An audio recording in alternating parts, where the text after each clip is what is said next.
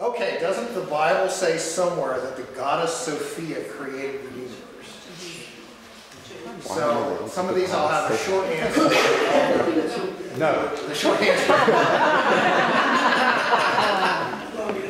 So, are there any questions on this? Where'd you get that from? I've never heard of it. Okay. Huge controversy. This chestnut, Old Chestnut, was popular in the early 1990s. And we actually had a pastor in this church who was part of that movement. It was not Brian or Don Wright. And it was part of kind of an early feminist attempt to sort of, a lot of feminists view that the Bible was sort of anti-women, and this was kind of a feminist attempt to claim that the Bible really does support kind of feminist principles. There's also, I don't know how big it's gotten, but if you look at remember the whole New Age movement and all of that, it was, some of it was tied into that too, and people that were into Wicca and believed in goddesses and all this stuff. So this was one that supposedly proved that the universe wasn't created by God, but rather was created by a goddess named Sophia. And I see some puzzlement on your faces as to how, what was this all about? So it comes from personalizing a desired attribute, wisdom, in the Old Testament. And that does happen. There are some Bibles where you will search in vain for a place called Shiloh. That's an example. Or here's probably a better example. You will search in vain in modern Bibles to find a guy named Lucifer, because both those cases you're taking a Hebrew word that means something else. It's not a place name or a person name, and then you're translating it as if it's a proper name. So Lucifer is probably the best example.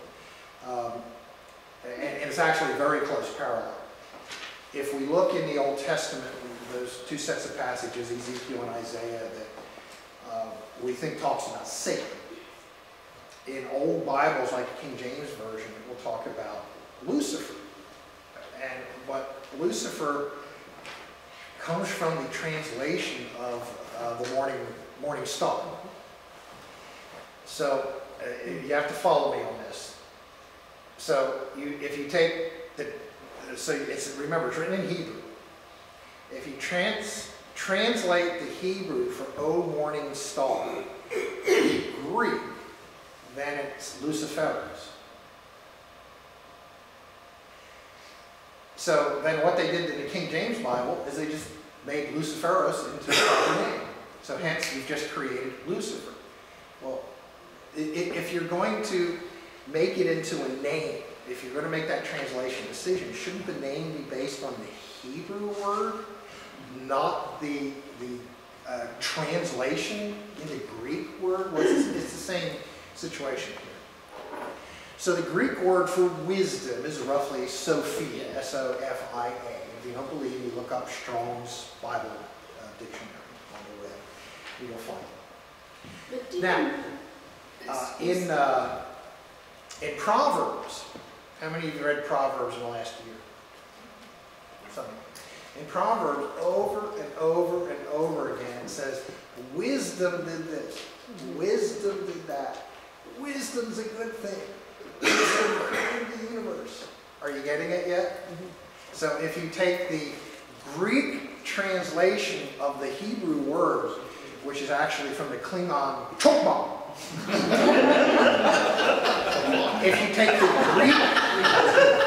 Greek translation of chokbam, it's Sophia, so therefore you transliterate it into a proper name, and therefore all those places in Proverbs where it says wisdom created the universe, wisdom is a wonderful thing, then you substitute that with the proper name Sophia. Do you get it? Do you get the trick? Well, it's no more valid than when King James Version, they dreamed up the word Lucifer. It was not valid because they took the name from the translation, not from the original. For instance, there's a huge church that they built in Constantinople, it's now Istanbul. It's called the Hagia Sophia, Sophia, right. and that's the Church of Holy Wisdom. Right, right. And they were Greek, so Right, exactly. Good point. that's another. So here's just an example. I'm not going to. Feel free to go home tonight, read the first. Well, read Proverbs. What the heck? It's fun. So read Proverbs, and every time you see the word wisdom, substitute Sophia, and you can see how the meaning changes when you go from an attribute, wisdom, or holiness, or when you go to a proper name. But here's an example. So Proverbs 3:19-20, the actual translation reads, "By wisdom the Lord laid the earth's foundations. By understanding he set the heavens in place. By his knowledge the deeps were divided, and the clouds let drop the dew." So this describes three attributes of God the Father. One is that he has wisdom. One is that he has understanding. And one is that he has knowledge, right? Okay, now let's look at the approved feminist version. "By Sophia the Lord laid the earth's foundations." So now we have a goddess who created the universe. Are there any questions? It seems reasonable to me. Tim?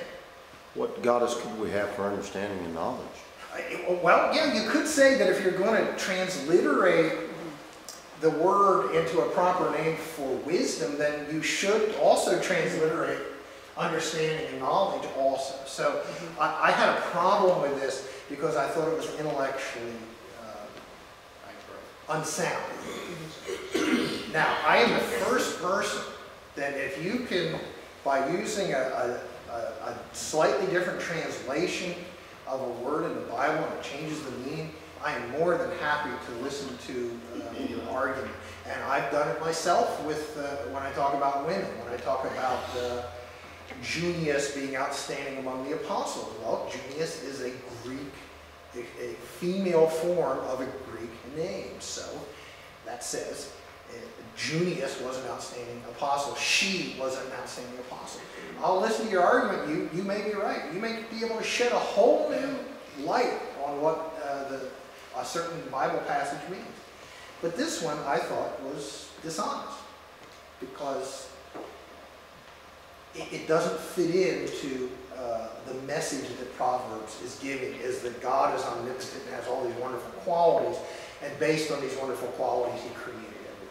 So I thought this one was dishonest. Glenn? We'll also see that they capitalized Sophia, they didn't capitalize wisdom. Right. So where did the capitalization come from? Here's the part about the Klingon. The Hebrew word for wisdom used in the Old Testament is chokmah, and it is a noun feminine, and it means wisdom or skill, wisdom in administration, shrewdness. Well, you see what it means there. But if you're going to make the decision to transliterate something, i.e. create a place called Shiloh or create a person named Lucifer, if you make that transliteration decision, then be honest about it. It should be from the original language. It shouldn't be from a translation to another language. So if we use chokmah instead, then it would be, "By chokmah the Lord laid the earth's foundations." And I think, that makes more sense than a Klingon had something to do with it. But that's the problem I have, Steve. Also, a little bit similar to how Armageddon, wasn't that a place where the battle was to have taken a hill? I think you said it. The hill of But Megiddo. now it's become the name of The hill of almost like Megiddo. the biblical version of like Ragnarok. Right. It's the name of the battle, not the location of an actual place. One of my favorite acting performances of all time is Leo McKern in The Omen, the original Omen, with Gregory Peck and Lee Remick. Was that who his wife was? He was the kind of crazy priest who was going around saying the end was coming. I always loved the way he said Hill of Megiddo. It was like, "The Hill of Megiddo!" And that's how he pronounced it. I thought that was so cool. So I started pronouncing it that way from then on. So I'd be talking about, and then in Revelation it talks about the Hill of Megiddo! And then never asked you to stop. Pardon? And then never asked you to stop. Yeah. So anyway, chokma would be the appropriate thing to use, because that's now you know the tale of Sophia. I think one can make a case for women having leadership positions in the church by using what's actually in the Bible and not having to resort to making stuff up that's in the Bible. So that's my personal